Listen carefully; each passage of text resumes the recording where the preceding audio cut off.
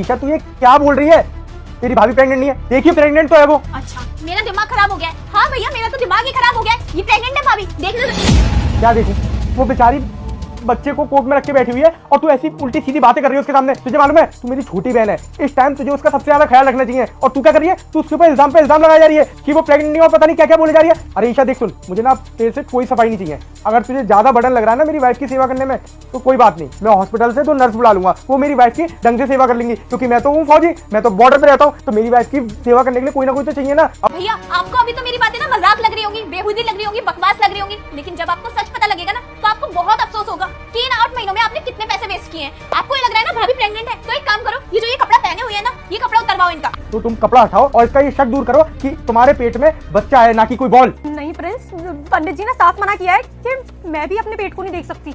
अरे दिव्या समझने की कोशिश करो, अभी यहाँ पे बात ना बहुत ज्यादा बिगड़ गई है। मैं पंडित जी से कोई ना कोई सुझाव ले लूंगा, पंडित जी सुझाव दे देते हैं। तुम एक काम करो, कपड़ा हटाओ और इसके मन में जो फितूर है ना उसको मिटाने दो। और हाँ ईशा, ये देखो भैया, ये दिख रही है आपको? तुम्हें खाटू श्याम जी की कसम, आज अगर इग्नोर कर दिया जीवन भर दुखी रहोगे, और अगर इस वीडियो को शेयर कर दिया तुम्हारी हर मनोकामना पूरी होगी। अगर यकीन नहीं है तो खुद शेयर करके देख लो। जय जय श्री श्याम। ये है बॉल, ये आपका बच्चा। दिव्या क्या है ये सब? इसका मतलब ईशा जो बोल रही थी वो बिल्कुल ठीक बोल रही थी। नहीं भैया, ठीक क्या बोल रही थी, मजाक कर रही थी ना, बेहुदी बातें कर रही थी। अब जब आपके सामने सच्चाई आई है तो मुझे पता है आप मुझसे क्या कहोगे, लेकिन उससे पहले आप भाभी को समझाओ और पूछो उनसे ये सब उन्होंने क्यों किया। क्यों किया बताओ दिव्या। क्योंकि नहीं चाहिए मुझे बच्चा। अरे तुम तो चले जाओगे बॉर्डर पे और ये भी ना पूरे दिन अपने कॉलेज में ही लगी रहेगी, और बच्चे की पूरी जिम्मेदारी तो मेरे ऊपर आ जाएगी ना। अरे अकेले मेरी जिम्मेदारी थोड़ी ना है बच्चा, मुझे नहीं चाहिए था कोई बच्चा। वैसे भी इस सबसे ना मेरा फिक्र खराब हो जाएगा।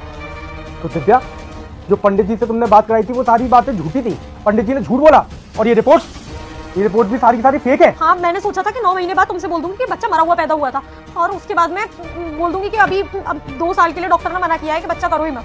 मैं ही बेवकूफ था दिव्या, जो तुम्हारे पीछे अपनी बहन से लड़ रहा था, पर मुझे नहीं पता थी कि मेरी बहन बिल्कुल ठीक बोल रही है। वो तो मेरी आंखें खोलना चाह रही है। 4 दिन के लिए मैं आया था और आज मेरे को चौथा दिन था, मैं तो यहाँ से बस निकल ही रहा था। वो तो सही वक्त पे मेरी बहन ने मेरी आंखें खोल दी, वरना मैं तो इतने दिनों से इसी खुशी में पागल हो रहा था 1 महीने बाद हमारा बच्चा हो जाएगा, और मुझे क्या मालूम थी कि हमारे बच्चे की जगह ये सिर्फ और सिर्फ एक बॉल है। अब दिव्या मुझे ना तुमसे कोई बात नहीं करनी है, ना तुम्हारी कोई सफाई चाहिए मुझे। तुम्हें अपने फिगर की बहुत टेंशन है ना, तुम्हें अभी बच्चा नहीं करना है, तुम्हें 10 झूठ बोलने हैं। तो अब ना तुम एक काम करो, अपना बोरिया बच्चा पैक करो, अपने घर के लिए निकलो। अब जब मैं दोबारा लौट के आऊंगा ना तब तुम्हारे घर में बात करूंगा और तभी कुछ होगा। ठीक है प्रिंस मुझे माफ कर दो। मैंने बोला लिख लो, मुझे भी जाना है बॉर्डर के लिए।